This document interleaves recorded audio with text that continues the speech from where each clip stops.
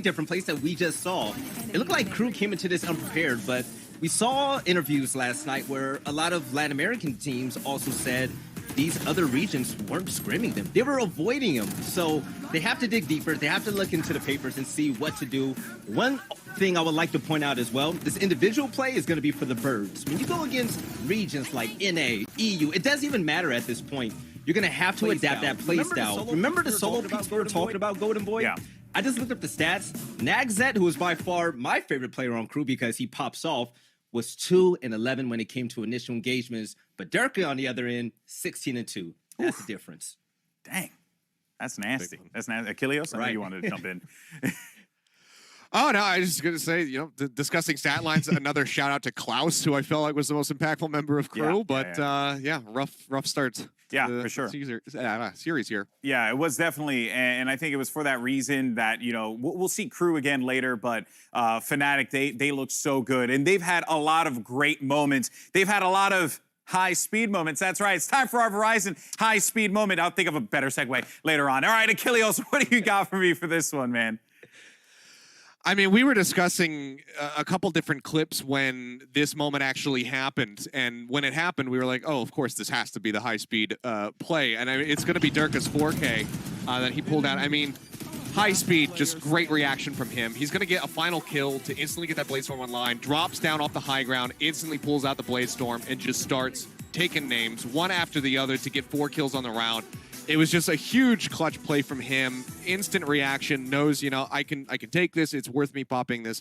And it pays off in droves for himself and for FNATIC. So that's our first high-speed Verizon high-speed highlight. Out of the books. Congrats, Dirk. You got it. You got it. You got the first one, and probably won't be the last one either with the way that FNATIC's playing. Now, I know that there is a lot to talk about with this series, especially with how well FNATIC has been playing, but I would like to hear from FNATIC themselves. So let's actually hand it over to Dash for our Verizon post-match interview with FNATIC's Boaster.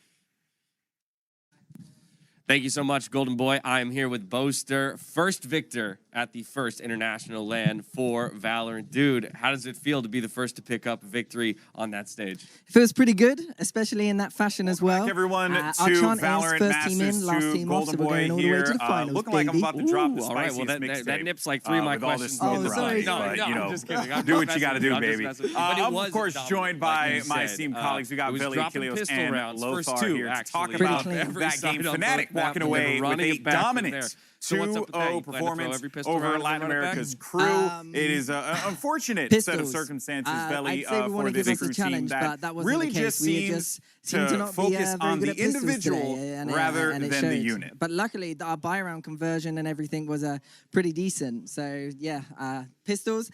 Get back to the drawing board on them. They're my domain as well. So maybe I'll send them to Coach Mini now, and he can do it all, because I'm not having it much luck. Well, no, fair enough, man. It looked clean from that point forward. And for yourself, playing 2 different agents across both maps, I'm kind of curious, how much you think that kind of flexibility in comp is going to aid you guys throughout the remainder of the tournament.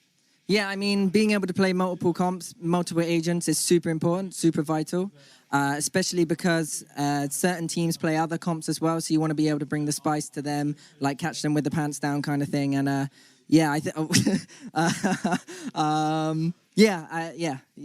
comp's good. More agents, yeah. Okay, yeah, I like it, flexibility.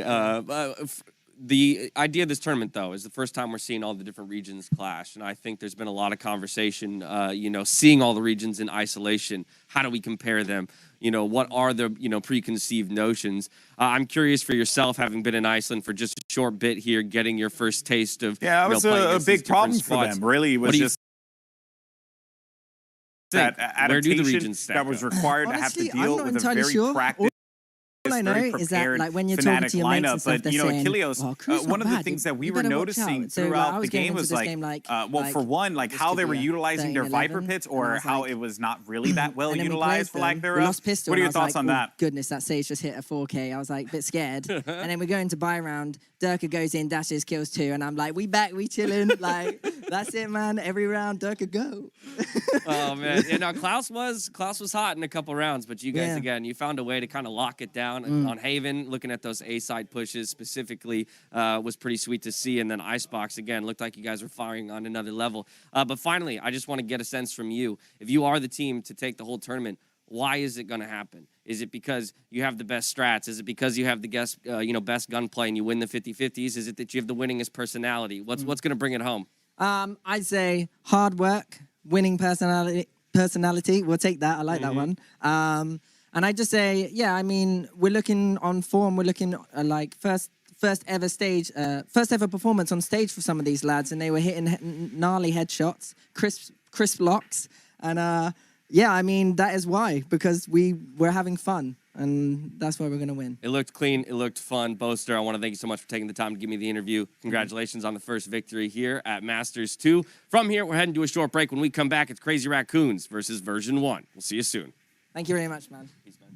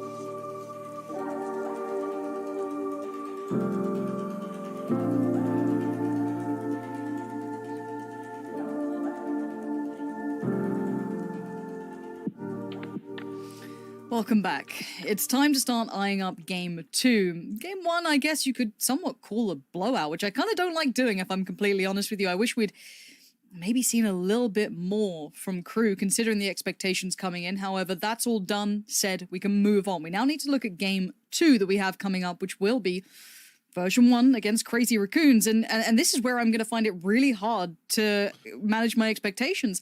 Version 1, a little surprise to the North American region, but now they're with a stand-in, no Whippy coming through, and that guy made a difference. His Viper work was exemplary, but it is what it is. We have to move with that. And Crazy Raccoons, I mean, what do we make of this region as a whole? There's so much to be said about these two, and it's so hard to categorize where we stand with both of them. Yeah, I think this is probably especially in you know, the game 1 action, this is going to be probably the hardest matchup to place. I mean, version 1 effectively ran the gauntlet through the challenger stages to get here. Literally had to fight tooth and nail in every series versus some teams that I think preemptively a lot of people would have written them off against. Then to add to that, they have an emergency sub issue on top.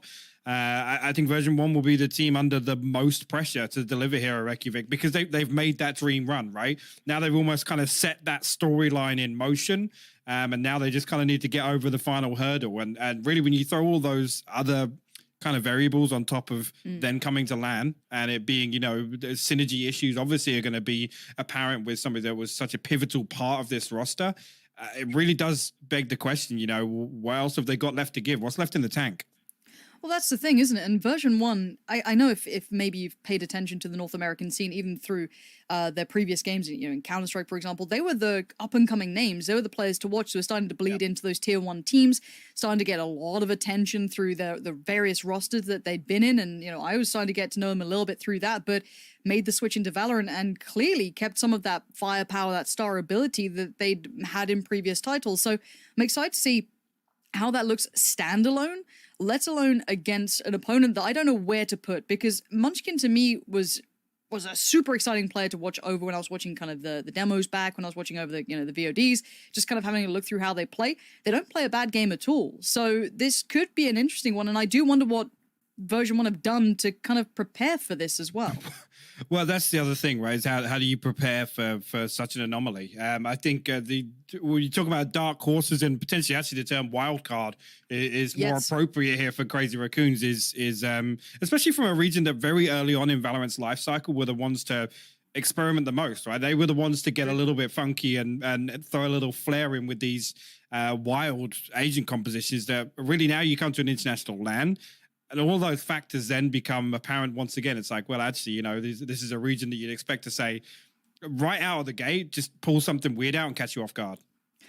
You never know. This is the one thing we're going to have to wait and see. However, we can take you through the rosters in case maybe you're not too familiar. So we'll catch you up to speed on that. But expectations, let's just kind of put it out there. I do feel as though version 1 do have the upper hand in this, at least to my expectation. And maybe because I come in with the previous experience of them in other titles, watching their run in North America, they really got a grip on that new meta that came through almost earlier than other teams.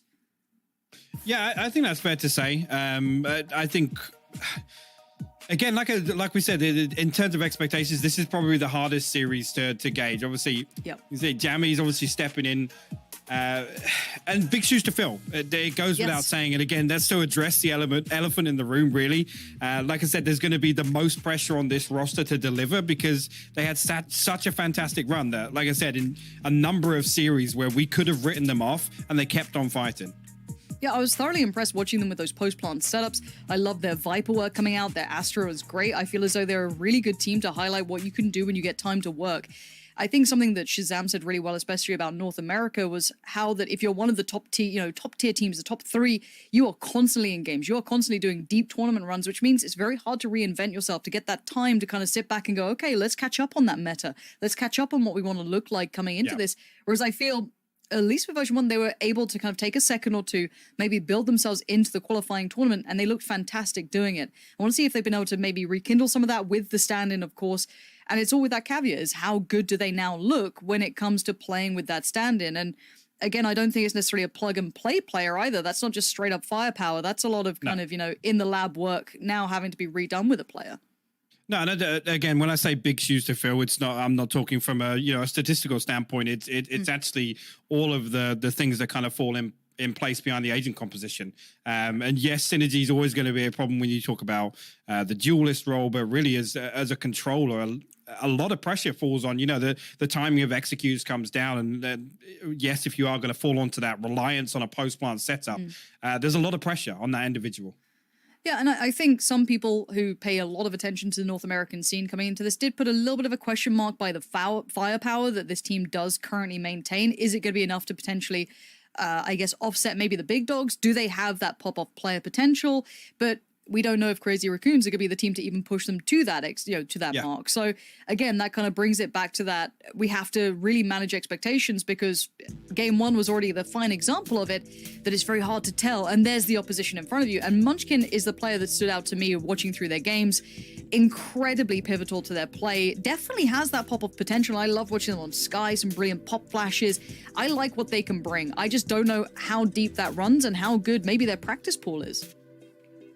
Yeah, and again, I think they have a big opportunity to cause an upset here. Again, to really characterize this team, and again, it's good that you mentioned Munchkin because I think he's probably one of the variables that's probably got the biggest upswing potential for Crazy Raccoons. Again, they're a team that can be very, very proactive when they want to be, and really when they can build around individual performances, that's when they can really take control of series.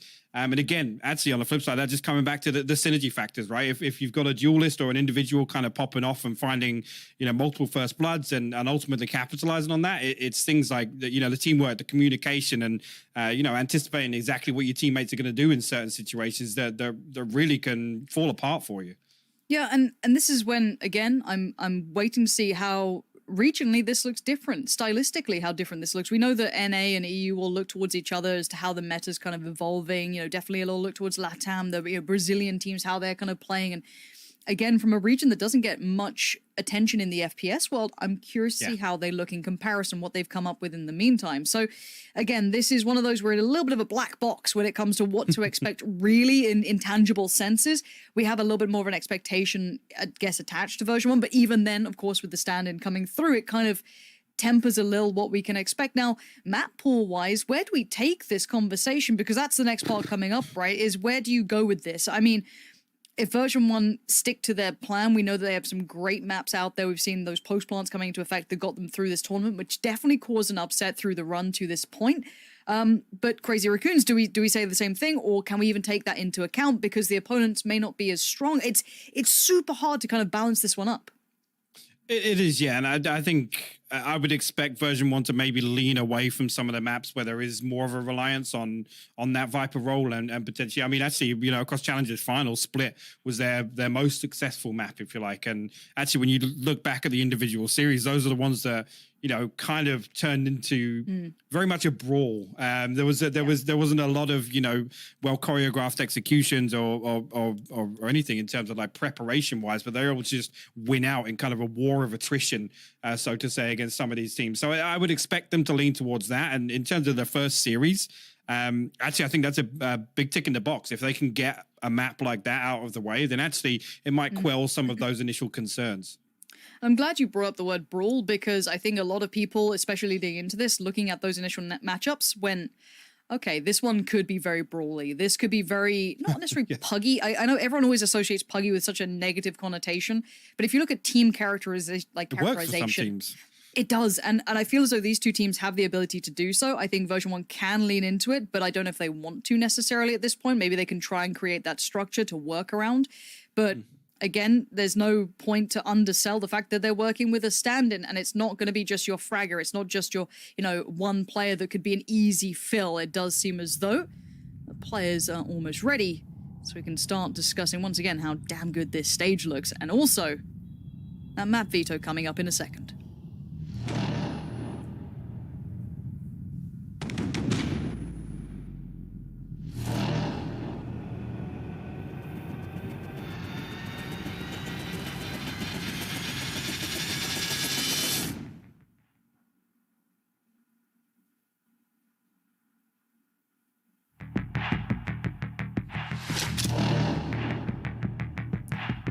Coming on up now, we have to look towards version 1 and how much have they been able to achieve in this time. New player coming through to stand in for the loss of Whippy here.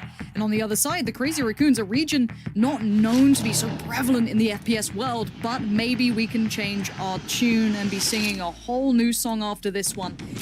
This is going to be a hard game to predict, I do feel. People going for the maybe easier choice in their minds of version 1, but I wouldn't put it aside from being a bit of a scrappy affair here, Hypoc.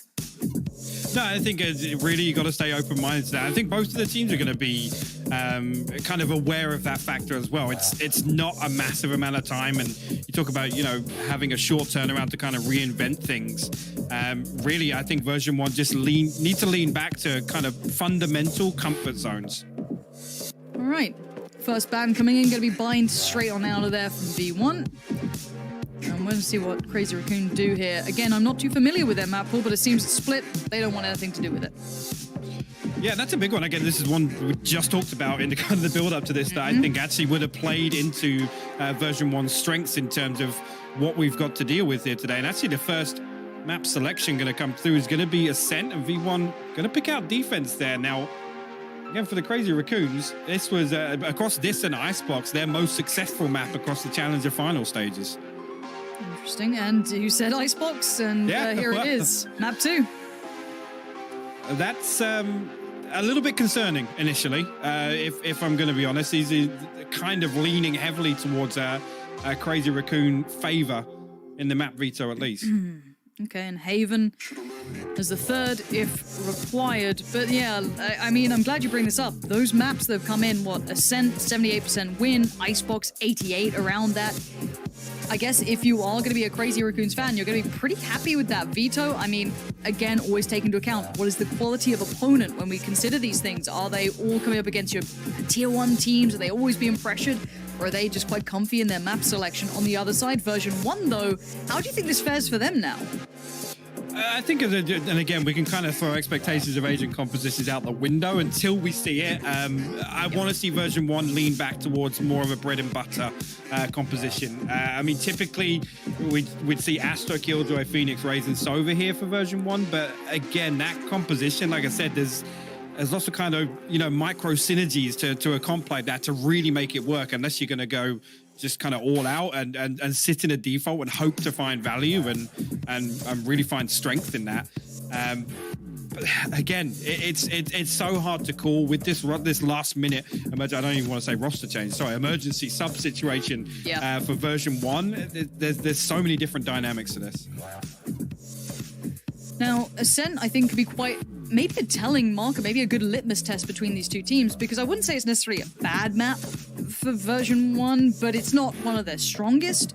Again, though, you've got to take into account, we know that NA has incredibly good teams, right? Like, we know that if you're playing within that top 10 on a regular basis, you don't get slouches up against you, you don't get walkthroughs, you get hard games. So, again, when you look at when they do get the wins, it's not against lower tier teams, it's up against some really good teams out there. So, it's sitting around that 68% for them. Again, that's rolling back a long time, but even as of late, it's been a decent map for them. A couple of good victories here. That loss against Cloud9 Blue definitely stands out to me, but yes, the famous, the infamous. The ears are out. Get your ears out for the lads. Not sure that's how it actually goes, but no, it is. It's exactly how it goes. But the one thing is, we love a personality, right? We had Boaster. You got to have the cat ears out now. Up on stage right there. Have you got glowing cat ears up on stage? Oh, okay. Prime Gaming Agent Select coming in hot for you. Let's have a look as to what to expect. Now, this is interesting, and again, it shows that maybe they've kind of doubled down on this prep time, and they really want Jammies to kind of slot in and. I got to say, a fairly pivotal role, at least in this composition alone. Killjoy here on Ascent. Zelsis, again, no real surprises. Then actually Penny alongside that. Penny, obviously, ACS-wise, the top performer for version 1 in the Challengers finals, at least. On the side of Crazy Raccoons, actually a little bit of an adjustment here from what I was expecting, at least. No Omen, and actually the Astra coming in on Rion. Ooh, V1 almost being in a spot of bother, but we are live into this one. It'll be V1 on the defensive side, see our Crazy Raccoons on the attacking side, and let's see what these regions look like. We know North America comes with a heavy tag of expectations, but they have to now stand up to the test. They have to deliver. And Munchkin go and walk about to mid. That's going to be Jammies instantly getting info. Doesn't quite find the shot he wanted to begin with. Going to call for a rotation from that Phoenix, but now Munchkin happy to take the fight. Oh, actually slips through. We'll find Jammy's on switch, but an awkward engagement. And I gotta say, Munchkin kind of out in no man's land taking that 1v1 and will lose it. That's going to be the green light for the Crazy Raccoons to try and swing back towards B main here. See, Effie's just posted with the shock dart right now. This time that's just going to be on the. It's going to be on contact from the turret. Go. Oh, it's good. It's really good. 3 of them looking worse for wear, just kind of falling into the hand so perfectly. Effie's putting on a show just for Jonas in that watch party. But for now, we wait patiently to see what the Crazy Raccoons can do with this. They've been given a little bit of room to work towards the side, but it's all being watched. Zelst is towards one, Effie's with another. This is looking lovely stuff. Just enough room to keep them cornered in, and 4 HP is not much to play with, and V1 with a great start. Yeah, very, very strong start, actually. And it's the discipline that stands out there. Again, a little bit of a weird engagement between Jammies and Munchkin, but that whole time, Effie's just got the confidence to just sit there with the shock dart pulled. And that's a nice little setup there on the back of the turret contact in B main. It's really Doing nice. just about enough damage to chip away. Yeah, again, even if it's, 20 HP across two players, and a pistol round in particular, it's a pistol. that It makes a utility big damage difference. adds up. Yeah. Yeah, absolutely. That's sick. Well, bits like that will always make me happy, but V1 with a good start might shake off some of the nerves that could potentially be there. A good beginning can help you build, but start, see how this goes on. You can see the ideas are there. V1 is setting traps everywhere, these small little set pieces just to be kept in mind, and aggression out of nowhere. Neff's now going to be in trouble. He's got to fall back away from this, the turret, trying to keep him safe, but Jammy's unafraid, happy to post up here. Again, even the trade back and forth will give V1 the initial control. Medusa actually going to send a few shots through. The turret's still in spot as well, but Crazy Raccoons still want to kind of tassel with V1 here, as the alarm bot in mid going to pull them back off main for the time being. Vanity still posted with that judge. That's it. Yeah, Penny drifted all the way out through. No. Munchkin might actually be able to chase this down here. He's trying. Run as you might. Doesn't quite get there in time, but he's going to maybe lean towards the side. You can see Astra trying to pick up the slack here, trying to give themselves a little bit of respite if needed. Penny at the back of side going to have to just keep his head down for now. They've made it a little dangerous, but it's still just pistols. No armor to supplement. No spike to be planted here. You can see the judge and just rattling off the shots. And now just Neff left alive in a 1v4. Nah, not going to get it. 4 standing. Gorgeous work from V1. I like the aggression. They didn't get punished for it either. Again, these little set pieces in the early round here is, again, probably the biggest opportunity for V1 to make things as easy as possible for them. 1 enemy remaining. Let's see. Bringing through 4 weapons here. I'm anticipating exactly the same thing once again for them to try and maintain this pace early on. Maybe get some momentum built in terms of the economy. See how this one goes on the bonus now for V1. First real test for them as the Crazy Raccoons do come back in with that full purchase at least. But it doesn't look like the aggression stopping. Look at this extremity control coming out from V1, pushing out towards that B side of things, getting a little bit of a deeper utility put down. Not unnoted potentially, but still happy to do this. And Vanity right on the cusp of something here. Munchkin on the other side. Out-timed, outdone. Munchkin takes advantage as much as you want. The man's just got the shot done. So now already a little bit of an avenue open towards short.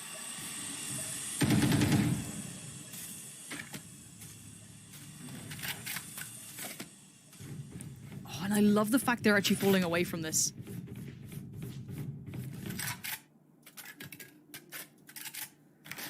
This is fantastic in my eyes. They draw the rotation towards short. They get that first pick. They fall away. I quite like that. Now they're double dipping back towards this, however. Penny now going to be fully aware. Already those Zephyr towards the site. Going to take control, and good site take thus far. No real problems yet. Zephyr's still going to be trying to make sure there's no dangers lurking around any of these corners and wait for that spike to cross, and it looks as though it is towards the back of site. Going to come through, and now it's damage / retake time to what E1 can really do with this. Penny still keeping control of Heaven at the very least is decent. You can see the deep play coming out as well from, I believe that's Medusa on the back, just making sure no flank could come through. So the only threat's really going to be short and Heaven. Zephyr happy to take this fight, spots out 1. No real problems just yet. They just bide the time. Neff going to be trying to sit this one out. And yeah, it looks like V1 are trying to weigh up their options. Any damage to be done could be fantastic here. If they can cost them those rifles, they can maybe build from this short piece. There was a second where Jammies could have maybe converted, and there it is. Zelstis and Penny out of nowhere double down. Zelstis finds another, and Effie's finds some fantastic work. Now, the time's not going to be there, but the damage is done. Now, can they get the rifles away in time? That's a big question. You can see Medusa waiting and at least punish Effie's. There we go. Keeps that one away, but one rifle taken back for Zelstis. And it seems like the Marshal will be maintained too.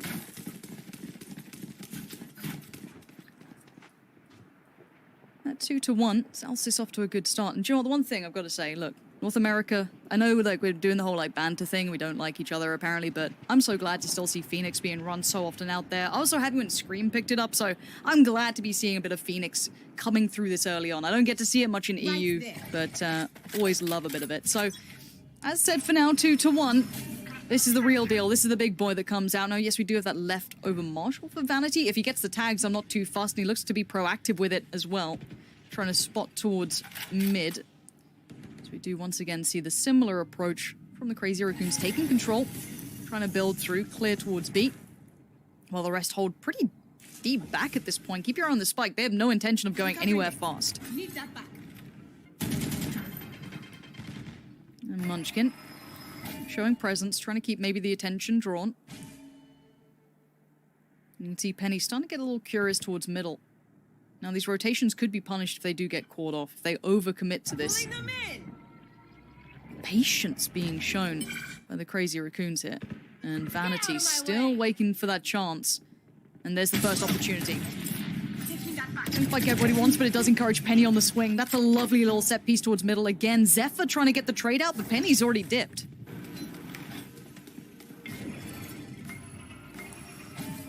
Looks like the side hit's going to be coming in pretty soon. Already Ryan going to be setting that one up.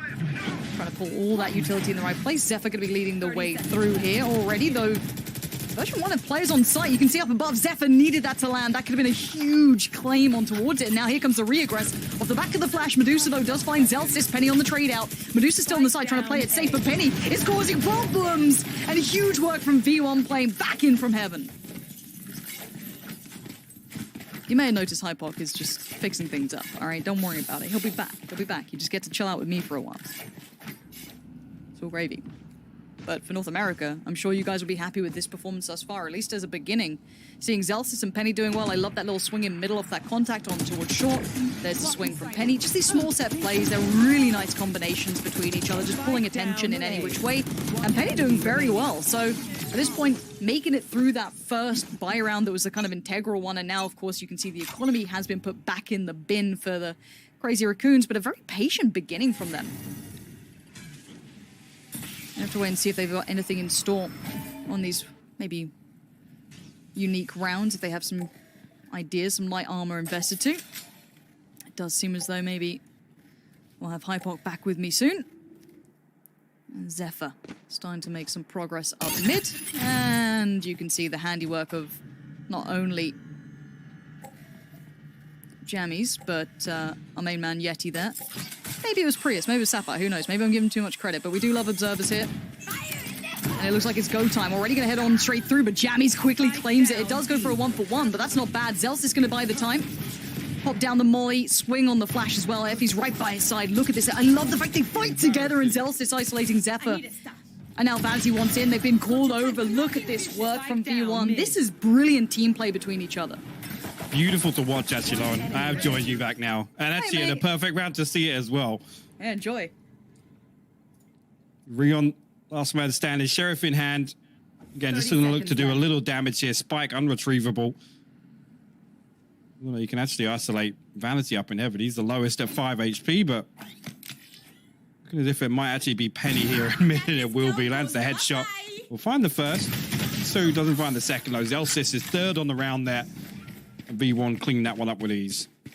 And keep in mind, Zelsis has LAN experience. You know, if you're not too familiar with some of these players, even if you're a fan of North America, some of these players, maybe you didn't know, maybe you're of the Shroud era, right? I get you. We were all a big fan of it. Don't get me wrong. We're all aboard the Skadoodle Shroud, and, you know, all that era. But some of these young guns from NA are phenomenal to watch. And I'm glad Zelsis is already having a really good performance. To keep your eyes on someone like him, he's definitely a player to watch for me now after seeing the work he's been putting in early. Same with Penny, already looking really solid. But it looks like timeout has come in. Curious who that might be from. Because at this point, I doubt V1's calling it, so maybe the Crazy Raccoons with an early one.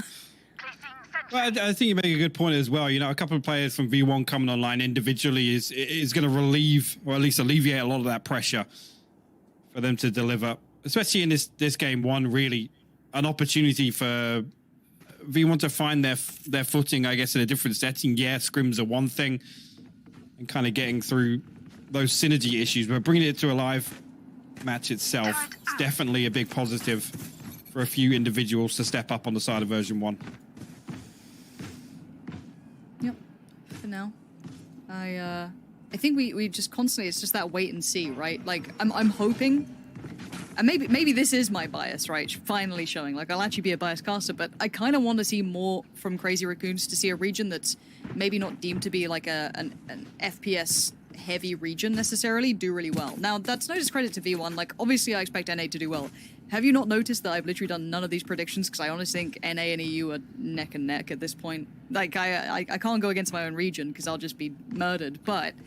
What do you think I avoided them? Yeah, you're good with the big brain ones, dude. I'm just sat here quietly going, yes, enjoy all those hype trailers, guys. Sure. But it does seem as though there's a little bit of a tech timeout coming in. But it does give us time just to kind of, you know, have a little nonsense conversation. But again, I do want to see another region elevate.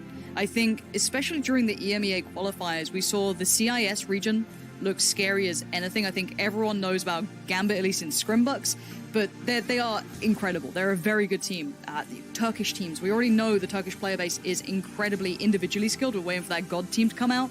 I want to see a couple of other regions find their teams. And I really hope it's through this tournament. And I expect it to be NA and EU towards the finals, genuinely. But I would love to see another region just surprise me, just really come out and do something that really catches off guard. But it does seem as though the tech timeout has been resolved, so all gravy. Let's get back into it.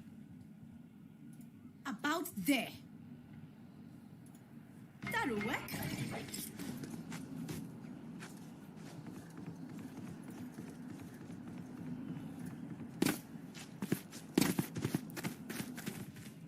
So that same set piece you've come to expect now.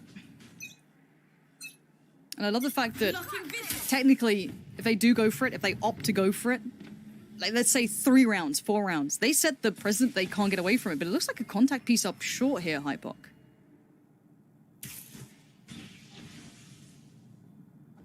Hypok has just vanished on me. He's left me alone. It's fine.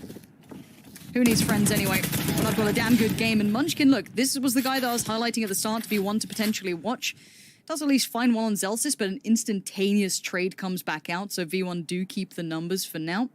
And 4v4 will ensue. And I wonder where they take this advantage. Traditionally, you'd argue if the attacking side is on an even number like a 4v4, they will at least hold the advantage towards a site. But it will be down to the likes of Effie's, who's kind of... He was sitting pretty deep towards that B side, but... reaggressing slightly here. I'm wondering if he's looking for information on this, and he might get a little bit more than he'd want to, but yeah, it can be a burst piece from at least 3 of the players now coming through. Zephyr's going to be the one kind of at the forefront of this, going to lead the way in. Effie's playing a little deeper on the site. Spam does connect a touch, but the site will go towards the Crazy Raccoons for now. Unless Penny can grab a quick kill on the way, but no, the spike's already on the site, so there should be a post-plant unless anything can disrupt it. I don't think anything can. V1, first time we get to really see a fully fledged retake coming through. Zephyr already going to start this one out with a spot to play coming back on through, but Penny, way too quick. Just absolutely eviscerates Zephyr. Now going to look for more. He keeps going. Penny is on a tear right now, and he knows where the next target's going to be, and he is unstoppable in this. Penny with an incredible play back through. He's got teammates beside him, but he didn't even need them. And V1 pulling off a absolutely formidable retake.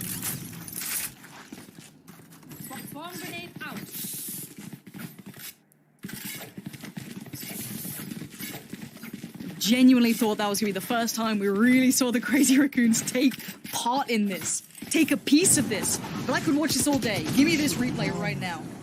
The first, I'm like, yeah, that's not bad. What? Why can't my Jets do this in my games? Gimme Penny, dude. This guy is absolutely sick. And again, yes, Hypok has ditched me, but I get Penny doing that, so it's just fine. And what this does is put Crazy Raccoon's money back in the bin. They are struggling for a way forward at the moment. Maybe this will turn into another scenario we saw in the previous. Have to see if these gun rounds ever sit favorably with maybe the regions we're waiting to see if anything can come from. There. And Vanity on the other side. Let's see what he does here. He's got support. Penny's already found Medusa. This again, as soon as there's contact, I love the fact that V1 swing. There's no baiting. There's no just, oh, you take the fight. There's always another layer. There's always that next face coming out. This is just brilliance from V1. They look solid. Absolutely solid.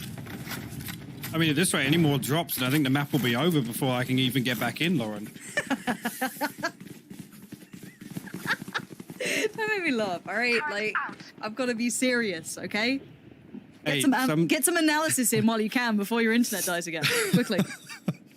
A short, snappy piece, right? Well, it's 6-1. There you go. Nice, thank you. You really helped me with that. Short and sweet. Short and sweet. Don't need to talk about Mitch Man already. 6-1, opts out for Penny. Come on, Penny, yes. Bring me the money. He's gonna double dip. The man's feeling it. He's feeling confident. Falls away, though, eventually. Gives up middle control. First time we've seen, I guess, the Crazy Raccoons take that, not necessarily for free, but they have taken it without a loss of life. And let's see here. See Penny gonna, after showing early presence on short with the operator here, gonna drift back. Maybe actually try and pick up one of these players. Actually, Medusa got caught off guard there, but now actually with the cloud burst, Zephyr's position will be revealed, at least noted he's come deep enough towards Pizza. And Penny once again could reset and play even deeper this time around. Zelsis now going to swing on, spy out Munchkin on short. Also hot hands and the gravity well combo, but not going to get any damage done there.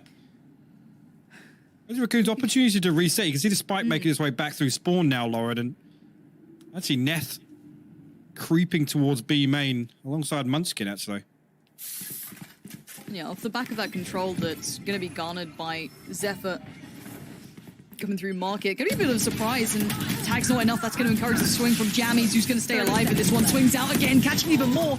Jammies with great work here, biding time and bringing this back to maybe manageable situation. Was at least Munchkin finding Penny there. Kind of surprising, but Munchkin now ult out, needs to kind of find place for this. Does want to clear the back of Boathouse, but decides to go for it himself. Might just send that through towards CT. Spike does need to be planted. 10 seconds It goes left. down. Now, 2v3. No Penny on the retake, but still Zelsis, Effie's, and Vanity still have utility too, as they're finding out. Nothing feels safe here. Zelsis already going to lead the way in. Effie's holding that swing as well. And there it is, just down to Munchkin. A 1v2 required. Take a little bit of damage on that. The tag comes in. Incy deals with Zelsis. Maybe there's still some hope here. Munchkin on the reload, though, has to dip around, bite the time. Trying to play it on the clock. He gets the tag, not the frag. Dips back in. And Munchkin brings some pride for the Crazy Raccoons. Beautifully played. Again, this is the sort of round I was talking about in the pre-game, was really relying on a player like Munchkin to step up and pop off and close out some of these rounds that you got to argue that they should be winning, right? But Munchkin plays this beautifully. It's one by one. Penny Shell buys him enough time to take this clean repeat, actually. Right here, I thought he was actually going to get the tap onto the Phoenix reset as well.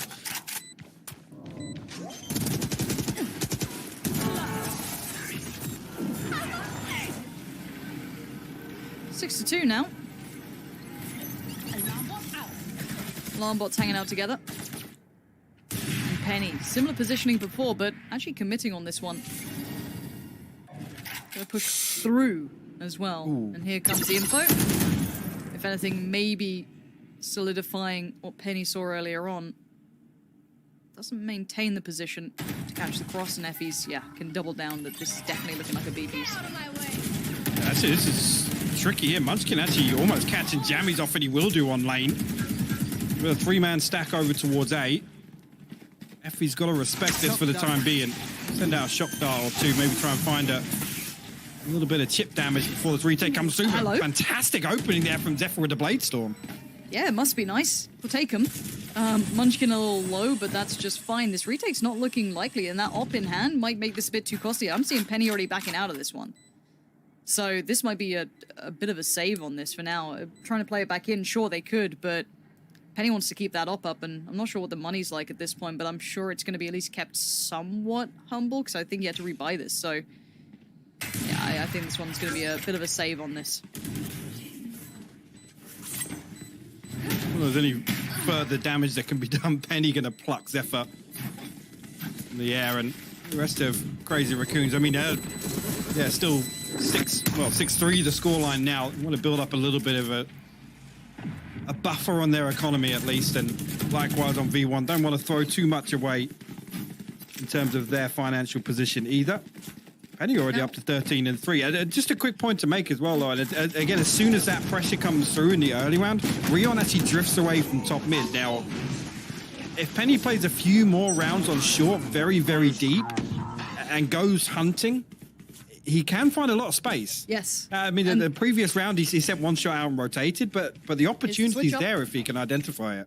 Let's see what he does with this one, though. He's going to have at least Zelsis by his side and the Aldrone, so they've really committed in towards holding the main approach rather than the mid, maybe the mid flank that they could have exploited. So this looks like to be their answer. You can see the turret going to be dealt with.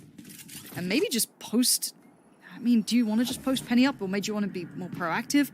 Of course, once that main gets taken, mid's now open. They're going to hear the op go, so they now know that short is slightly lighter of a player, because that's where generally Penny's been posted. And this is interesting, actually, because Effie's is coming up to pick up the slack in mid from spawn. You can see Medusa and Zephyr once again pushing towards market, and actually going to drift back onto short here. Now, Gammy's got it all to do, to be honest, and his utility's burnt up pretty early on, so he's not got a lot to stop this. No. Zephyr going to try and lead the way for his side, and Sight's seemingly clear at this point, yeah. Spike gone through, going to be a nice plant, and Crazy Raccoons have bounded back, I've got to say it. They've started to actually find some good side takes. They've been able to kind of not overly commit towards some of these pieces, but it's retake time for V1. They did do well before in these, but they need to clear short pretty deep to get past this safely. You're going to have the Killjoy ult invested, and Zephyr's still happy to just try and dodge bullets, going full Neo mode here. He's not unchecked, but that's going to be a huge pick. Yeah, Zephyr gets it for free, tries to dip back around. Effie's punishes from short, but by now there's a trade out. That deep hold from short we were talking about is going to be hard to clear, and it was. Medusa going to play towards hell, and there's no way out of this. Suddenly, the Crazy Raccoons have worked it out. Yeah, that was a fantastic setup in the post line. You said Munchkin playing so deep. I mean, in that scenario with the clock ticking down, it takes so much to dig him out of that position that really, I think it's just a single glance from two members of version 1.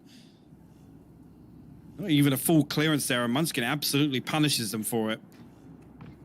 The timing so unfortunate there for, was it Zephyr in heaven that caught Vanity? Mm-hmm. Which just as that smoke drops. And again, still got that dash, so he gets away scot-free with it.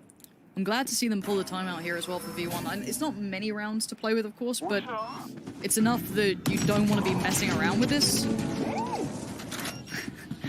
Absolutely love this replay. I love the way we go to 100% digital vibrance. Like, this is a game on the screen right here. You know when you're like, you're actually watching someone. Stretched res, 100% vibrance. You gotta love it. But I'm glad to see a timeout from V1, because you don't want to get run over here. You'd like to close out, because again, the answer that Crazy Raccoons have found is now been able to be replicated. It's not just a one-off. These side takes have been good, and it feels like they've been able to play around Penny's kind of impact. He's not been able to be in the right place at the right time. The retakes have been read well. They haven't been able to deal with these side takes. No, they haven't. I think actually, you're right. At this point, you want to kind of stop the bleeding, so to say, because a couple of these rounds really, Crazy Raccoons have done a really, really good job in the early round of at least taking some of the tools away from version 1. And some of that stall. Or actually, when it comes towards the mid-round, things like Medusa and Zephyr exploring very deep towards market, and it's making version 1 re-explore all of this kind of close territory towards, I mean, both sides really, and mid. The Crazy Raccoons are able to then just kind of slip through, completely uncontested. Like I said, right there, Jammy's, so much of his utilities burn up early to kind of stop, you know, maybe just an initial dry peek up onto tree. But then when they can stack behind that, I mean, that information gets relayed, they can stack up behind, and 3 or 4 players come through. There's no logic to Jammy's then kind of re-peeking that. when you think it's a zoom on the coach, but really it's a Red Bull fridge. But at this point, I mean, it's a long tactical if it is. But maybe it's just getting back underway. I feel as though if it's not starting up soon... No, it is. There we go. We're fine. But I want to see what V1 do now.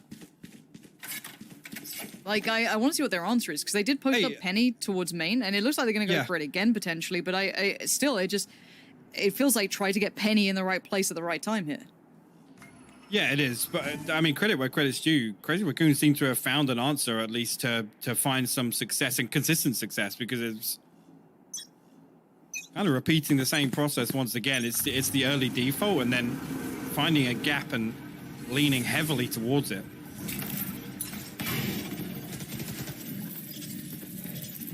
I think you're right, though. A lot of version 1 success right now relies on Penny finding an opener. That was close. I don't know if Neff had any idea just how close it was. Luckily, he was posted up still watching this, but now I'm going to put the turret down. But I love this counter utility just to make it really uncomfortable for Penny. I mean, we talk about this when it comes to other maps like, you know, shower control and the kind of back and forth of utility use. I love the fact we're seeing it here. It's kind of really keeping Penny working for it. And you saw the impact he had when he got given freedom, but for now they are going to go back towards that lean towards A. Bit of a good spam actually comes out and catches Medusa in a big way, down to, what, no HP? Yeah, a couple of the other players are pretty low on the other side. Vanity and Zels is going to take a little bit of a hit off the back of that, but by now already the spike's down again. Well, Jammies will find Medusa actually trying to, I guess, reset from that. Now Munchkin's got to get away from this spot, but he will do. We'll find a headshot as well. Effie's with the shock dart also. Yeah, but this is still game on. Neff, what can you do with this? No! Just darted across from short. May have been able to get in there in time, but caught in the end by Vanity, pulling off this play back in. But I've got to say it, Munchkin is just snappy, dude. That guy has got some aim, but this was actually a retake that they made work for themselves here on V1. Last round. Good utility issue as well. Effie's kind of digging one player out of a really awkward spot with that shock dart. Actually, I think it was intended for Munchkin, and it got somebody else, I'm pretty sure.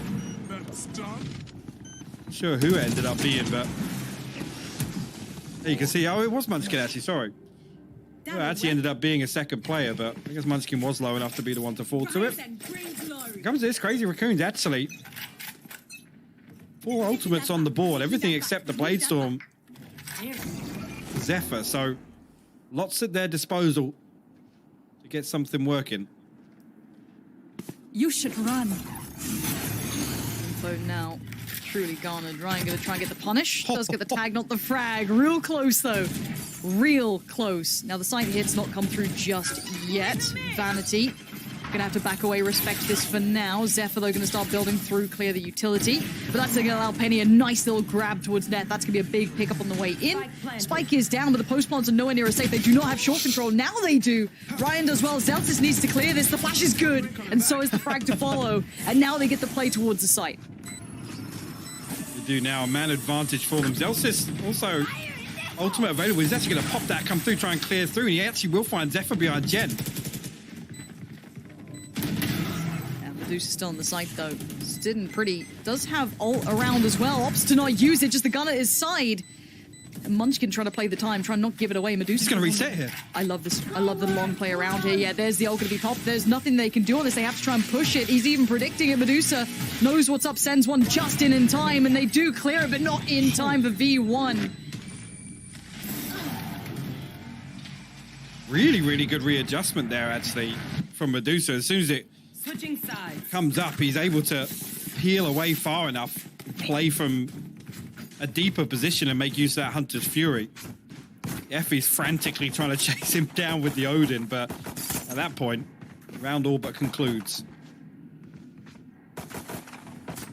Reloading. Stay down. One enemy remaining. And V1, by hook or by crook, have done well enough to stabilize towards the end of that. You could see the Crazy Raccoons were finding room. Like, not a lot, but there was room. They've been getting the spike plants, beginning to these post plants. I'm glad that V1 decided to speed up the kind of play back in through short, taking that control a little bit quicker, but still, we are going to be heading in towards... Something. Maybe not the second half yet. Like, heading look, back in towards something, yes. Yeah, like, look, British It's not my education fault this system is poor, Not my but I fault this can realize that one is not meant to be where that ends. So we'll have to wait and see what the updates are on this one. Maybe just gonna wait this out for a second or two. Hopefully everything's sorted. Yeah, we looking like we're going into the second half now. 5-7. The UI has caught up. Nice work, Hud. Shout out to you. And any interesting purchases coming through, any raid bosses? I'm waiting to see like the, the Yampy like frenzy with white armor or anything like that. But for now, it looks pretty normal. See, actually 3 frenzies on the side, version 1 at least, and you're on the side of Crazy Raccoons and the Ghost on Zephyr. So expect him to try and play a little distant here and make use of the range. Is V1 going to be given a lot of space in B main here? Again, a turret inside or just inside spawn. The only thing to really spot out this push should it come through. Going to get spotted on the owl drone as well, but going to be pretty easily dealt with off the rip. Actually, yeah, you can see version 1 is like, surely somebody's playing lane or site. Yeah, maybe getting more than they expected, but as much as all there's noise and ruckus, it just sounds like peacocking. That's going to be a spike plant and no harm done, but already going to take a little bit of space back in. Vanity trying to play this just right, does get caught by that though. Damage now done and position now noted. You have to clear this position. It could be such a problem playing towards that retake, but actually Medusa with a great little pickup. They need more. Trades coming back in and forth. It's going to be just down to Effie's in the 1v3. Trying to get the timing right. No, not going to happen. This is danger now. This is dangerous territory. Winning this pistol, probably going to convert the next. I mean, probably. Puts them right back on level pegging. This is going to be the Crazy Raccoons putting now North America's representative, the second to qualify through, into a spot of bother. To bring this to just one round, I mean, Penny having a fantastic performance there, 16 and 5, but again, not reflected in the overall round score. And this could get a little tricky here. And again, coming back to some of the discussions we were having before this game went live, in terms of like executions and things like that, that's really where the biggest question comes out. Yes, V1 looked very comfortable on defense, but some of those synergy issues might become more and more apparent on attack if they really get pushed. Zephyr trying to play at the back of sight here. Lots of damage done, actually. Yeah, he does need some support though. That's dangerous. That's a lot of faith that smoke would be there in time, but he does get to back away now, feel a little bit more comfortable. 41 HP ain't much to play with, but it's at least dealt with the initial intention from V1. And actually, lots drawn out in terms of utility. Ami's in a position to greet any, I guess, aggression on the other side of the map, should it come through. But Neth just going to be playing behind his utility. Also got Medusa there to back him up. Bear in mind, V1 have put a fair amount of investment behind this round. They've got the armor, they've got some upgraded weaponry. They've not come into this completely lightly. So, again, already being kind of pushed around a little here is far from ideal for them. Medusa kind of patrolling towards mid a touch, but maybe not expecting this much. Yeah, V1's about to slice right between them here. Medusa more focused towards the site itself. Turns around. Now the timing's everything. The nice timing's burst. perfect. That's so well done by V1. Just completely isolates the player. Now it's the rep towards the site. Zephyr, desperate for connection, does find it on Zelsis. But quickly, what? Wait, what? Vanity? Vanity died there. There is no way. What has just happened? Effie's is now in a 1v4, and I have no idea how this has gone wrong. I was so expectant of V1 to convert off the back of that lovely pinch, but this is all gone to nothing. Crazy Raccoons just dominated that. That's 4 alive. The fact that they recovered that round, and again, the timing is absolutely heartbreaking for Medusa, because he gets a ping on the recon bow, and that's when he's like, oh yeah, actually they're in B main. As soon as that ping comes through, V1 timed that peak so well. Somehow, I don't know how Rion wins that in spawn, but he did. at that point, things just go from bad to worse. I mean, Neff finds another 2 kills, I guess, on the back of 2 individual peaks coming somewhere on B site. But that looked like it was V1's to take with the first blood. Yes, 100%. Now, think about what this does to the money. This kind of offsets how the round should go, technically. As we're back all even, this buy is substantially favorable towards the Crazy Raccoons, but V1 could still do some damage here. However, we said this map would be that litmus test. This is generally considered a favorable map for the Crazy Raccoons. You can see as to why Ryan is just mopping it up, making it look real simple. And I promise you, it's not. But at this point, we kind of came to this going, okay, V1, this isn't the best map for them, historically. But again, they are playing against normally very, very high-tier teams. Now, Crazy Raccoons, we don't know what to make of that region yet. So again, it kind of put it into that question. This could be a really telling sign of where this map sits. Because again, a good map for Crazy Raccoons, a middle map for V1, but looking at the scoreline, this looks like the Crazy Raccoons have a great approach to it so far. Now, this is early in the second half, so let's not get too excited by it just yet, but Jammy's going to take some free space here. If he gets this could open up so much room for rotation. He's going to hear the steps towards CT. He's done his job here to maybe allow some room short, but Munchkin says 30 seconds left. Flawless. Yeah, I like the idea behind that. Jammy's trying to pull as many bodies off A as possible. Fortunately not able to find anything elsewhere on short. Crazy Raccoons actually pull ahead here. Find themselves in an 8-7 situation here, and this is when you start getting a little bit worried. Or a little excited if you like upsets, and that's something I'm always down for. Or just to see V1 pushed. I want to see how far these guys can go now. And the purchase here is going to be kind of that elongated bonus round, I guess. It's a little bit deeper into where it should be, technically. But as it stands, 8-7, Crazy Raccoons in the lead now. And yes, this buy is going to be the SMGs, the leftovers from the previous, and of course up against rifles. V1 should, just off pure pound-for-pound firepower, should have a good shot at this. I think Medusa just caught a glimpse of Penny. Yeah, 100%. Yeah. Going to fall away from that, give him a little bit of room, respect it, but trying to maybe find angles that work against these rifles. Can he continue to push forward? Medusa now, he said, already spot it out. He just needs to play contact here with the Spectre again. Joke's over. So he comes through. Delsa's actually going to pop his ultimate, clear all the way through market. With that early information, nobody actually lent towards B site. It's just Neth and Medusa here. Now we're going to see the rotation come through.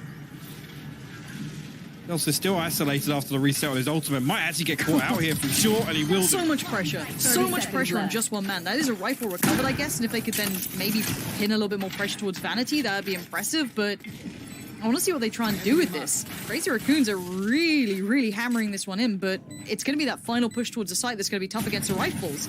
Vanity's still going to be a problem to get past as well. They're going to try and at least put some utility down to dissuade the vision, but as it stands, as soon as that drops, he's going to have full sight on all of them who just suddenly start pouring back through. There he is, actually plays through it and gives himself up for the trade. It's a 3v3. Time going to be... No way. Oh, no. No, not like this. Penny, Jammies, please. What is going on here? Keep it clean. There we go. Jammies just says, chill out, boys. No more of this nonsense. We're keeping this clean. Can we keep these rifles up? Absolutely, we can keep one. That's what you get away with. But you do get the round, but you keep one of those rifles. Yeah, it cost them nearly everything. We already said that was on the back of really just Spectres carried through from the Crazy Raccoons in that round. So we'll say, yes, the round win goes in V1's favor, but that's a big win for Crazy Raccoons. Yeah, actually, nice closeout from Jammies, actually. It's a couple of confidence builders there for him to get on the board. A nice three-piece to close it out. 8-8 the scoreline now. Couple of ultimates coming online, actually. Crazy Raccoons here. Penny gonna pop his Blade Storm off the rip as well. And this is the thing. After the previous round, the amount of damage that the Crazy Raccoons did was incredibly impressive. They have rifles now, they've got the op-out. They actually have, I'd say, the lead in the economy, but we have to see what they can do now on the buy. Zelt's going to come in and find Ryan, but the quick trade out for Zephyr. The spike is going to go down. You see Penny just on full guard duty here. This is a really fast side take coming out from V1. This retake, though, we've got to see what the Crazy Raccoons look like when they're going to be forced. Oh, no. Oh, no. Again, that paint shell could have given them so much time to get this retake started nice and early. Hunter's Fury now in response. Again, Effie's knows that they're going to be re-entering back through Heaven. Again, very late in the day here. Crazy Raccoon's got to move quick and find some kills fast if they want to get this going. I don't think they've got time on this. I think V1 knows it as well. The Crazy Raccoon's going to drop down. Neth going to give himself up for the trade. Yeah, Penny's just making light work for him. Medusa does well, but by now this is wrapped up. Medusa just going to have to get out with the rifle himself. A lovely sight take from V1. Very well handled and no opportunity for that play back in. Or excuse me, the retake from Crazy Raccoons never really got started. They were never able to get back in. The combination of the utility was too good there from V1, but... And again, that nade didn't help, obviously. Yeah, I was going to say, the paint shell not going through just meant that they had to fall back so deep into spawn to allow this all to happen. Well played by Penny, actually, all the way from, I'd say, in hell there to deal with the first two that drops down. And it's just too late in the day for Crazy Raccoons to get anything going. But, I mean, didn't invest in anything. Net one away from his ultimate. Munchkin one off the showstopper. And Rion, Medusa, and Zephyr all got their ultimates available as well. Zephyr's actually going to pop his Blade Storm at the start of the round. Alzone going to come through. Now, no teammate there to deal with it. Somehow still crosses amidst all the spam that comes through from V1. 4 members of V1 actually in mid, posted on the archway. It's like a hunting pack of players. They're just staying as 4. Off the back of the flash from Zelstis is going to take short, but waiting on the other side. You're going to have 2 players here. Munchkin's going to be one of them. Couldn't quite convert it. Effie's outdoes him, just going to barrel on through. And now there's problems. Ryan, though. This flank could be huge. The timing, no! Effie's punishes again. Ryan could have done some real damage. You see Zephyr just chomping at the bit, trying to get involved in this one. Spike now down.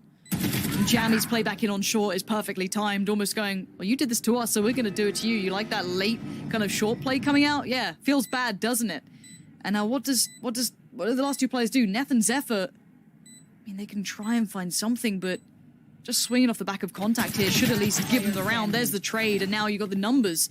Unless Zephyr does something unthinkable. Oh, he's been caught in the heels, spammed down. Effie's with a big round there. Yeah, really, really well played from him. And again, on the back of Rion, able to slip into a position where ultimately he could have punished that entire push through. I think actually did a lot of damage to Effie's initially. I'm not sure who the second player that actually peaks. He comes through here, and it's actually Effie's getting shot in the back. He comes back and deals with it, but the Cosmic Divide just, again, have to respect it. They have to play deep enough. They can't really dip back in there, and it allows version 1 to deal with everybody that's outside of Heaven, right? Everything that's on shore and basically down on site itself. They're giving them total control. Medusa, this could be huge, but there's going to be utility to check on this. Wow, you say that. Here we go. There it is. That's going to be 2 big kills. That's massive impact. That does set up for a potential chance of some more damage. Neth waiting patiently, just hoping that maybe a lapse in judgment gives him the chance to get some damage done, but Jammy's on the other side. Going to just kind of keep that idea that they're coming this way, building in the back of their minds, and there it is. Again, more utility being thrown in, but Neth yet to be checked on. Boombot comes out. Again, nothing wild just yet. But you're going to see a little bit of a second of consideration from V1 now, backing away from this.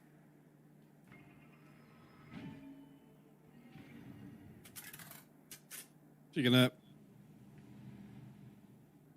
drift towards shore, which is where Zephyr's actually posted up with a shorty right now. Rion a little further behind him with the Sheriff now. I like it. 30 seconds. Let's go. One's good. 2 spinners, Zephyr. Oh my word. Impeccable work out of nowhere, and this is going to rock V1. They are not loving this at all. These rifles have now just been absolutely ripped from them, and a massive round for the Crazy Raccoons. Look at that. What on earth did they just pull off?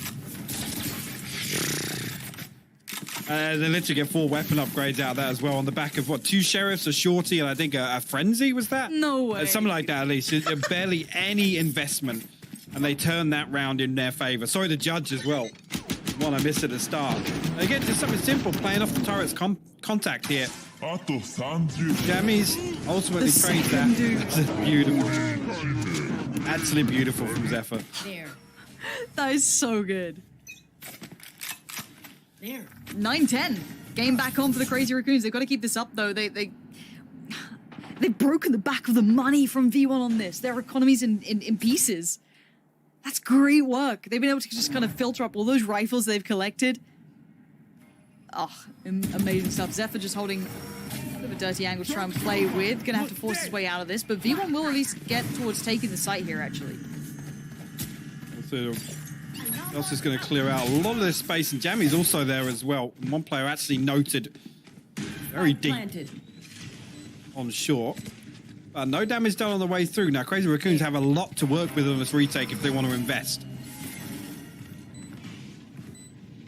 There we go. There's the first big investment in here. We go. Everyone's flying in. Now you can see Munchkin just spinning around. Malfighter. That's 3 in a row. These guys just popped off on the retake. In the space of a second, they destroy so many, but Jammies is still doing damage. Even the turret finds Munchkin, but the spike now going toyed with. Jammies doesn't check on short. Punishment for that. And FDs can't get in on it. Retake. Huge retake. Like I said, they actually had a lot to invest, and it's the lockdown and Munchkin just absolutely exploding with the showstopper.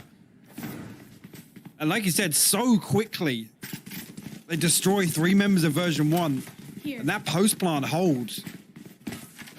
Blown wide open. I mean, you gotta watch that one again. Thank God it's in slow-mo. Give me the How quick this comes through. Oh, it's beautiful, the second kill. Dude, I'm pretty sure I missed the first kill. It literally, How are these guys so good? This is so sick. 10-10, this is all tied up, all even. Back on the bye now. Crazy Raccoons are turning up here. I don't think we put them as being, like, maybe upset potential, sure, but, like, this is scary now. And, of course, we do have Zephyr this time on the op. Gonna have a little look towards short, but utility gonna hinder vision, so has to back away. Looks like a default from V1 to begin with. Not too much of a lean either way. Take flight. Initially, no presence shown anywhere from version 1. Other than this owl drone coming through and actually only spotting 1 member. I don't think it noted Neth, who was playing very, very close in market. On the back of that, V1 actually lead all the way towards short. Rion. They line up for him. He's so good in this position as well. He's been such a nuisance playing this spot constantly. And be able to get 2 there again. This time with a rifle at least, but Zelstis going to deal with Munchkin, so they know there's another. But Zephyr's still waiting for the next fall through as they do come towards the site. You could hear the shot go off. Didn't find target, has to fall away to a deeper angle. No, sticks around and gets punished for that. Jammy's not going to let him get away with it. And now 3v3, Spike is going down, can't be denied. Now let's look at these post plants. You're going to have 1 tucked towards Hell, 1 towards May. Actually, no, 2 in Hell. Okay. You should run. Actually, yeah, Jammy's going to invest the lockdown as well. That's going to run the clock down in favor of. Actually, Zelstis gets a lot of pressure here, but have to respect it for the time being. Zelstis, can he find that second? Not going to get detained just yet, but Zelstis still able to run the clock down. Finds the 3rd on the round now, just down to Neth. Yeah, Neth's not going to way around as Zelstis just playing those 1v1 so perfectly. Able to slice and dice them up into just manageable scenarios. Really well done to Zelstis in that, to stay cool under pressure. And again, I was surprised they didn't go for more of an effective trade, but they seem super paranoid about the main player as well, which is pretty reasonable, but very well done to Zelstis. Just, again, like you said, and actually the double peek is perfect from version 1, but fortunately just enemy remaining. line up and Rion's in the right spot at the right time to greet both of them. And you said it, I mean, dealing with Rion and Shaw's been a real issue for version 1. He's able to play so deep, and again, it's not on the back of anything really put together on the side of Crazy Raccoons. It's Rion just being on point with his shots and timing things perfectly. Okay, tactical timeout time. And again, money-wise, you got to make this one count, right? Like, that's the thing. Now, Zephyr, yeah, he can get his ult and just play with that, but they're sitting now on, what, 2.6, 1.7, 2.2, and 6 after the investment. So they can't really be handling much of a loss on this. Both teams kind of towards the end of it. So V1, yeah, they're on 11, but this is pressure time. It is indeed. And again, lots of positives to take away here from Crazy Raccoons. I mean, I'm with you. They've stepped up in a big way, and again, talked about this being an opportunity, really, for them to I guess, stamp their impression on Masters too, right? What do they bring to the table here? So far, I'm very impressed. Munchkin has been an absolute delight to watch so far. Yeah, he was one who stood out in. If you watched over their games prior to now, I think a couple of his approaches to the game were pretty notable. My literal note is Munchkin nuts on Sky. So the guy clearly has a great deal of ability, but just seeing the whole collective come through for the Crazy Raccoons is massive. But the thing is that as much as I'm just worried it's going to get to the end here, and V1 are going to win potentially if they convert this round. And you know, the scoreline, people forget how close this game potentially was, because this has been a real push from a side that I don't think many people would have imagined would have been able to go this far already. Like, the way they've approached this is phenomenal. So I just want to see more from them. So I almost hope they convert this round just so we have a further pushed game. So already Munchkin could be the one to be trying to get that first contact over towards A, but falls away from this. That was an all-in piece. They do send Vanity back to kind of maybe check on if there's any nonsense going on elsewhere. Joke's over! You're dead! Gonna come through and brute force their way. Well, actually, Zelsys and Penny will lead the charge. Munchkin didn't deal with the first. Zelsys will find one, and actually that runs down now. The damage is done, though. Comes through a 3v3. Great work from Munchkin. Yeah, his ability to stay alive even just a couple seconds longer, get that second kill, is brilliant from him. Zelsys, though, going to try and build a little control towards short, divide it his own way. Now Vanity going to watch as one dashes on through, but Zelsys finds Neth, and already we're down to the 2. This is going to be Zephyr having to be put under pressure, and this is not exactly ideal. Having to find it, no. Effie's big denial. Good trade, though. That's huge work, but it doesn't equate to much, as the conversion in the end comes from Zelsys in great positioning, working his way around to secure the round, and it is now 12 on the board. In the final throws, it looks like maybe just the Crazy Raccoons have run out of steam here. Yeah, I think that's fair to say. I mean, great work from Zelsys, thinking on his feet there to push all the way through. That pinch from heaven, perfectly timed. Actually on the back of almost things turning back in Crazy Raccoon's favor, right? Bo's kills on site go to them. Looking at the purchase, it's actually not as good as I was expecting. I mean, 2 judges on the board, no ultimates available. Munchkin one off the showstopper, so expect him to throw that in the mix. Should it come online? Once again, version 1 going to come up. Penny actually based on popped, and it's Rion again that's going to be pressured offshore. This time around, Effie's the Hunter's Fury from deep going to find the kill to open things up. And Rion gone. This isolates him so badly. Yeah, you can see it just instantly makes it all fall to pieces, and Zelsys has been a constant thorn in the side, and Munchkin can try as he might. He needs to truly dig deep on this one. Does at least bail out towards Penny, but now look at what they're left with. Neth and Munchkin. Munchkin 13 HP. Neth, though, good work. Quick pick up towards Vanity. And Munchkin's hurt this. But he can't get the frag. Jammy's outdoes him. And now Neth with it all to do in the 1v2. Going to leap on down. Actually gets a free start towards Effie's. This could be big, but the time being bought here. Neth knows he's up against it, just trying to find the first. This is just cruelty, but no, punished in the end. And Neth now has to get rid of Jammies. Is so low, look at Jammies is super low HP. The turret ain't going to do anything at this point. You got to deal with it. Oh, my word, Neth. Impeccable work, saves the day, and we go again. I had to focus for a second. Insane round from Neth, the Red Bull clutch to put them back in touching distance, 1 round away from forcing overtime here. What a round. That was so back and forth. That is, I mean, it's heartbreaking. Jammies is so low that he has to peek onto the turret. Luckily, I mean, deals with that, but a crazy, crazy round back and forth. Like I said, Munchkin finds this first one as soon as the showstopper's online. Happy to throw this in the mix. 13 HP and loses out the 1v1 versus Jammies, though. That's the thing. He was ready. He was anticipating that lurk. But Neth coming through when it matters. The buy, both of these teams, they're on such a poor point for the economy. You've got 2 Bulldogs, a Judge there for Neth. On the other side, a Spectre, 2 Spectres, excuse me. So I have this neither team in the perfect position on this one.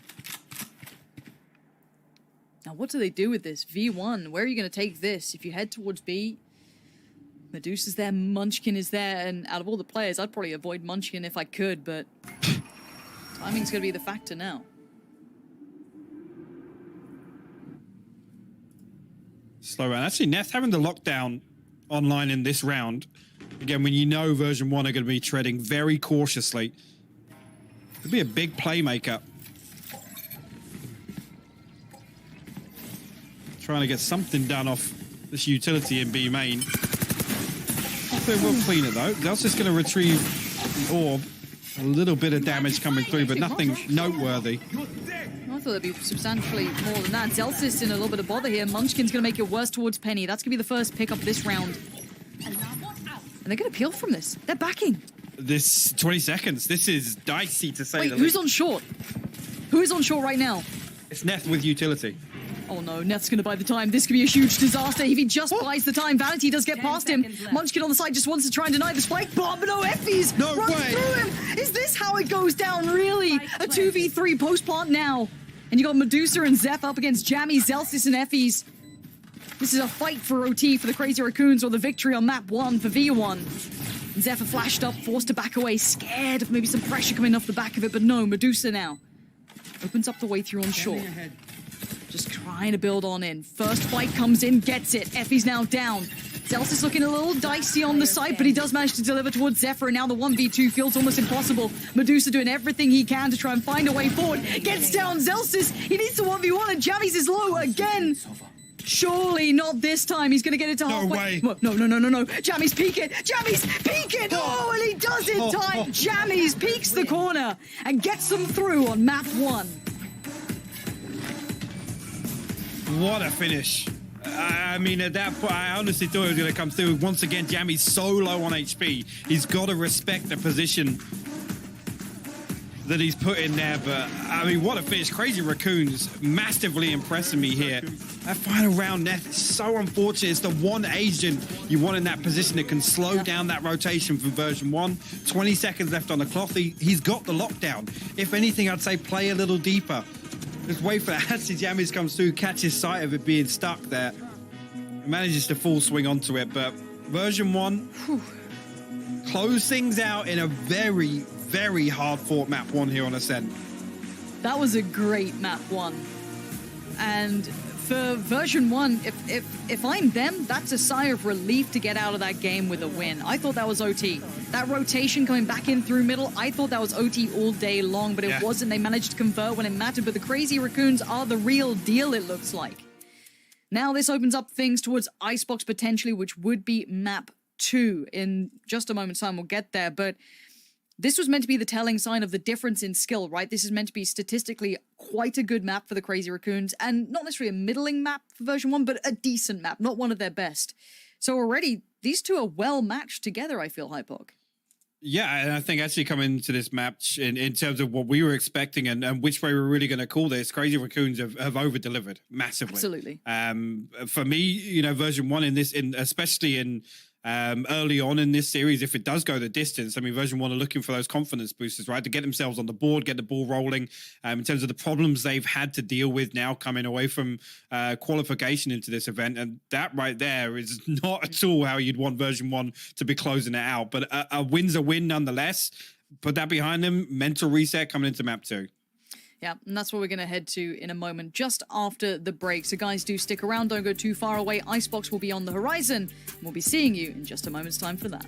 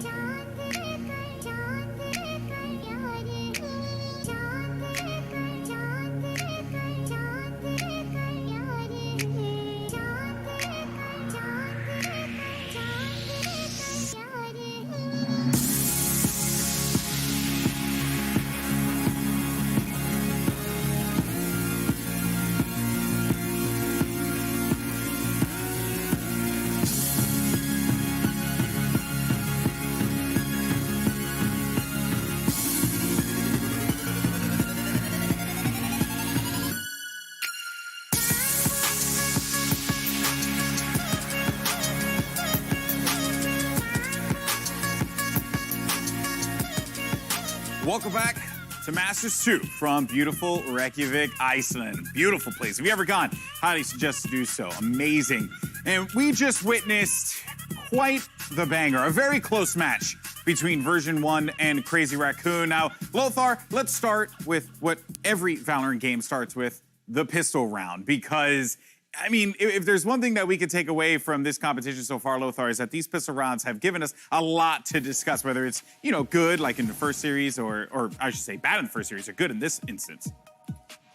Yeah, this pistol round was actually very interesting to watch because at the beginning of it, you could see version 1 have a setup with a killjoy turret watching the B garage while the Sova was just trying to shock dart 4 people coming in, which was a massive, massive damage coming into that pistol round. And Crazy Raccoons actually started a little bit, like jittery in that pistol round because we have seen Munchkin taking solo approach to mid, which did cost them a lot of space, and they had to just go together into one space, and that brought them back to that shock dart. So it feels like a cascading effect of something that they played in the beginning of the round. But in general, I was impressed with the small setups that they did. But I have to say, this is a match that looked like both teams were a little bit nervous at the beginning of the match. Oh, undoubtedly. But one player, Veli, that certainly did not seem nervous was Munchkin, because Munchkin was the talk of the town, undoubtedly.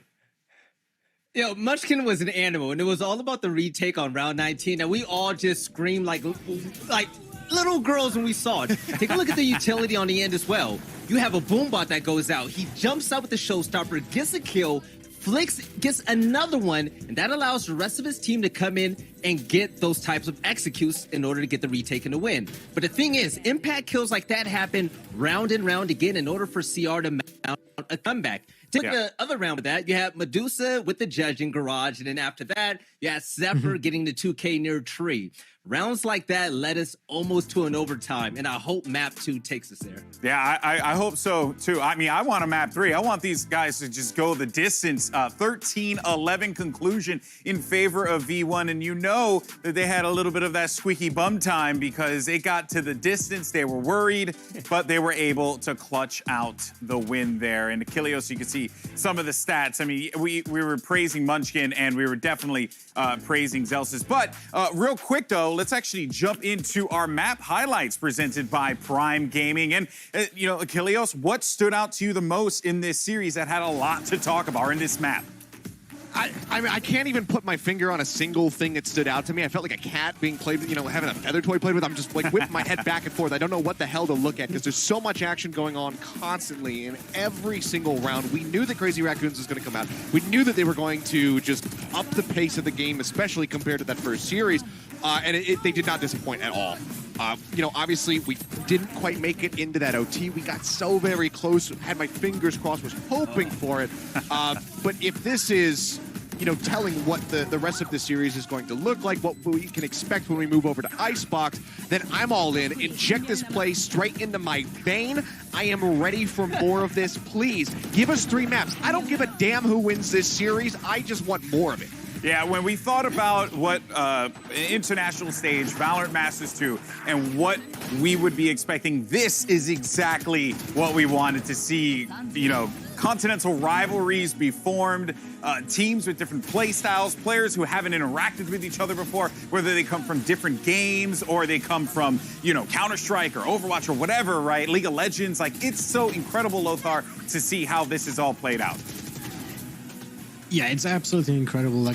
It's the first big international LAN. I'm loving it, and just wanted to point out that we had an absolutely amazing also display from the Phoenix. Zelsis was just absolute playmaker here. They run it back. They were playing heavy control on orbs. Heavy control of orbs. In the pistol round, they took 2. The map is just made to play Phoenix here. Yeah, well, there are your Prime Gaming map highlights. And oh boy, I can't wait to jump into the next map, which will be Icebox in a moment here. But before we do that, though, do want to let everyone know to join Riot and the LGBTQ+ community in celebrating Pride Month. Inclusive games means a better experience for everyone. And while we can't march this year, we can certainly celebrate in-game. So all of the games that Riot offers, including League of Legends and Valorant, will have Pride content such as emotes, player cards, and more So equip your content and show your support for LGBT plus players